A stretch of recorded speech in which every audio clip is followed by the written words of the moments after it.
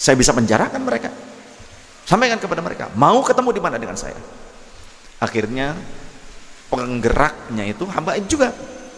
Ketemunya di panggung, ngerangkak ke saya minta maaf. Dan sudah jelas Islam diturunkan di muka bumi ini untuk siapa? Untuk manusia dan kalangan jin. Agar apa? Untuk memperbaiki akhlak. Jangan thayyibat, tapi thayyibatu lillah.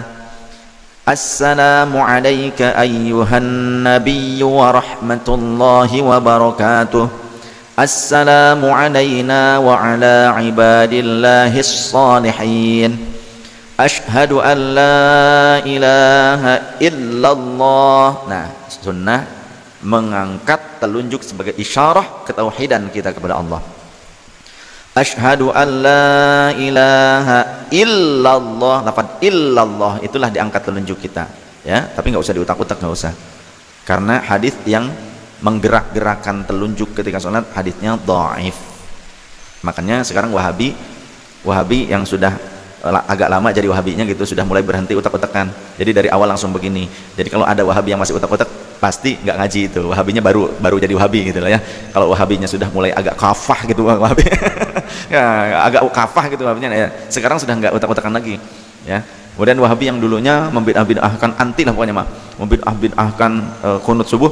Sekarang alhamdulillah ya, saya melihat di beberapa lokasi Wahabi pada ikut kunut subuh, termasuk di tempat saya orang Wahabinya ikut kunut subuh sekarang. Alhamdulillah. Jadi ada teman kesesatan. Kata Wahabi kan kita pelaku bid'ah, dan bid'ah itu semuanya sesat dan masuk neraka. Jadi nanti kita di dalam neraka rame-rame ngeliwat bareng, ya, bisa futsal nanti, rame. Ternyata Wahabi juga kesengsem dengan neraka ternyata. Alhamdulillah ya, alhamdulillah. Syukur sama Gusti Allah. Ini mah celotehan, heureuy.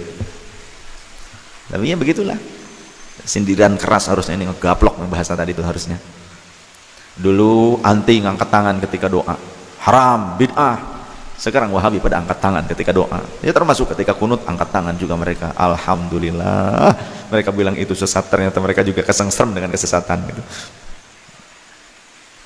Artinya mereka baru ketemu kali ya dalilnya.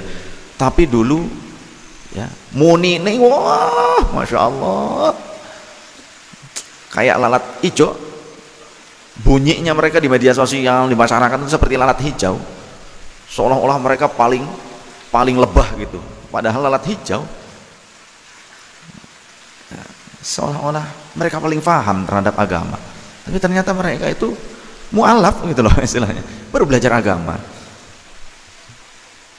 Ya Rabbi, ya, alhamdulillah ya Allah berikan taufik dan inayah, kita bersyukurlah.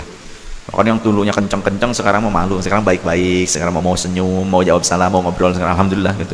Dulu mah kalau kita salam aja nggak mau jawab gitu kan, sangkanya kafir gitu. Ya Allah, disebut kafir. Orang kafir tapi sholat jamaah. Masa orang kafir sholat jamaah kesenangannya tahlilan la ilaha illallah, masa orang kafir la ilaha illallah gitu, suara aneh. Yang tadinya anti ratiban, mereka sekarang punya ratiban juga, ya. Doa pagi dan petang. Sering kali mereka diam cindeluk saya gitu, doa pagi dan zikir pagi dan petang. Oh, ratiban seru wae eta non bedana. Dulu Ustaz Amin di rumahnya digedor-gedor setelah ratiban, Iki, Mas Ali, Mas Dila, ya, dibentak-bentak ketika ratiban, ya, karena anak kita sudah terbiasa gitu ya. Lanjut begitu, non pati-pati wani-wani tanya bejakan ke buya gitu, non mau bedog. Sieun takbiran, malam takbiran. Saya dari musola beres takbiran, kemudian ke warung Pak Tomi dulu ngobrol sama beberapa teman-teman tetangga. Sampai ke rumah kata Umi, "Hah? Dari mana?" "Dari musola." "Itu gimana yang anak-anak yang di masjid dibentak-bentak takbiran?" "Ah, enggak ada," kata saya gitu. "Emang kan dari mana?" "Barusan ke warung dulu sih." Ya, ngopi dulu biasa. "Ada yang bentak-bentak katanya, memarahi yang takbiran." "Gak boleh." Wah, ini nih malam Idul Adha saat itu. Langsung ambil ke kamar, ngambil golok sama asahan. "Mau kemana?" "Masjid lagi, musola lagi." "Ngapain?" "Pira aku doain kurban meme sholat Id," gitu kan. Pergi langsung ke musola lagi. Saya tanya, siapa tadi yang bentak-bentak melarang takbiran? Gak ada yang berani ngasih tahu, walaupun anak-anak kita. Melihat saya nenteng golok sama asahan begitu, sambil asah sama saya. sarungnya diikatin di sini, pakai celana komprang, celana pangsi gitu. Wadaw, gitu. Iya, diikat pakai ikat Sunda atau apa itu, ikat. Wah, gitu kan. Ayo, arek jogol-jogol jeung aing. Itu saya waktu itu. Itu perjuangan membela Ahlus Sunnah wal Jamaah sampai sebegitu. Nah, saya tidak bawa orang lain, sama sendiri. Samperin sama saya. Di mana-mana saya selalu begitu. Makanya ketika kemarin-kemarin urusan-urusan Pilpres saya mah nggak ikut-ikutan berpolitik itu apa istilahnya jadi tim kampanye, tim enggak saya mah.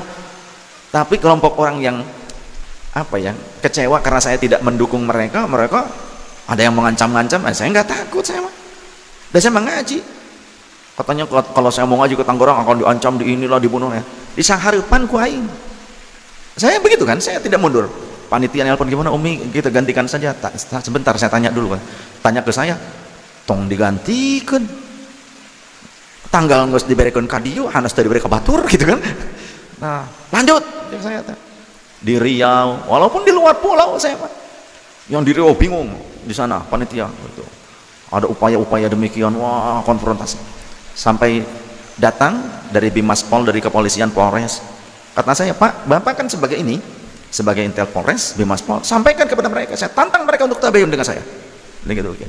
Kalau mereka tidak mau tabayun dengan saya, tapi membuat fitnah dan mencemarkan nama saya bisa tuntut balik mereka. Saya bisa penjarakan mereka. Sampaikan kepada mereka, mau ketemu di mana dengan saya. Akhirnya penggeraknya itu Habaib juga. Ketemunya di panggung, ngerangkak ke saya minta maaf. Pas selesai tausiah. Di samping saya Habib Hussein yang di Riau, Alatos. Bib, saya sudah bilang ke semuanya, satu helai rambut Sayyid Alwi jatuh, saya babat semua mereka. Begitu kata Habib Hussein Alatos yang di Riau. Di Riau ya Mia? Di Riau waktu itu. Tapi aman, alhamdulillah terkendali. Justru ancaman-ancaman itu semakin memperkuat semangat kaum Nahdliyin untuk datang menjaga pengajian. Nah, saya baru tahunya setelah selesai acara.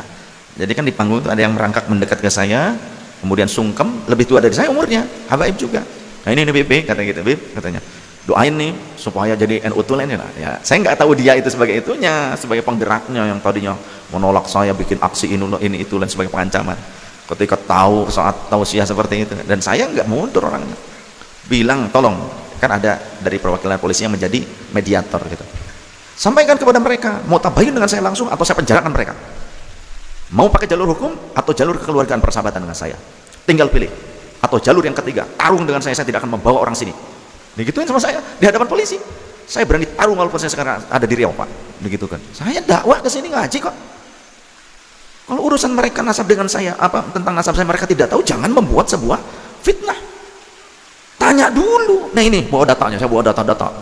Itu. Sampai berkas haji dibawa, sertifikat tanah saya bawa, namanya nggak beda, tanggal lahir nggak beda, kata saya ini nama saya. Itu. Sampai sanad saya sampai ke Nabiullah Adam saya bacakan di situ di hadapan polisi itu. Wah udah, alhamdulillah. Tapi saya tenang saja. La khaufun alaihim wa lahum yahzanun lah. Urusan gitu aja Mas.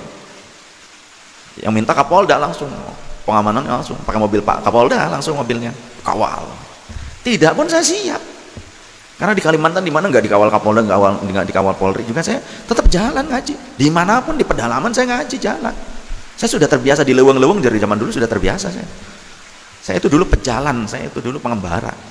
Jadi menghadapi kehidupan untuk bertahan hidup dalam dunia yang keras, artinya di leweng, di hutan, di mana menghadap perampok, begal, sudah pernah. Ya. Artinya yang punya kesaktian nguji lain sebagainya. Karena kita pasrah kepada Allah. Wa may yatawakkal 'ala Allah fahuwa hasbuh. Sudah pasrah sama Allah, yang penting benar jalannya. Gak usah takut, mau diapain, lanjut. Keluarga saya memberikan pendidikannya dalil ulah eleh gelut. Nah itu